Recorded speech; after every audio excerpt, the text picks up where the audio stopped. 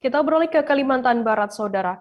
Satu unit truk mengalami kecelakaan tunggal di Jalan Sekadau, Sintang, kilometer 12, Desa Bokaks, Bumbun, Kecamatan Sekadau Hilir, Kabupaten Sekadau, Kalimantan Barat pada Minggu 10 Oktober 2021.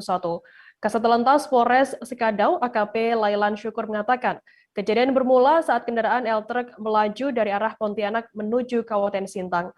Kendaraan bernomor polisi KB 8618EC memiliki muatan ekspedisi yang dikendarai oleh Mariono, 43 tahun.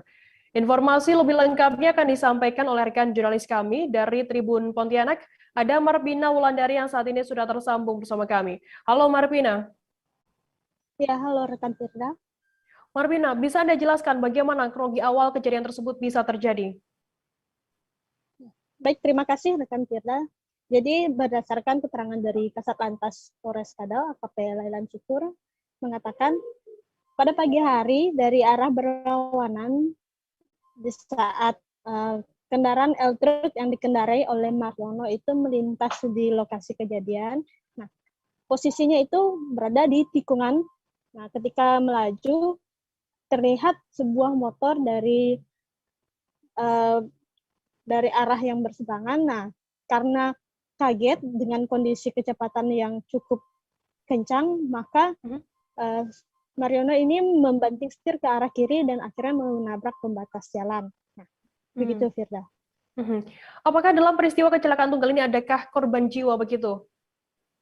Nah, untungnya dalam kecelakaan tunggal ini pengemudi truk tidak mengalami kecelakaan sehingga tidak ada korban jiwa karena yang berada dalam mobil itu berdua dan satu orang itu hanya mengalami luka-luka. Gitu, Firda. Lantas untuk total kerugian sendiri yang dialami oleh sopir begitu, ada berapa total kerugiannya, Marpina?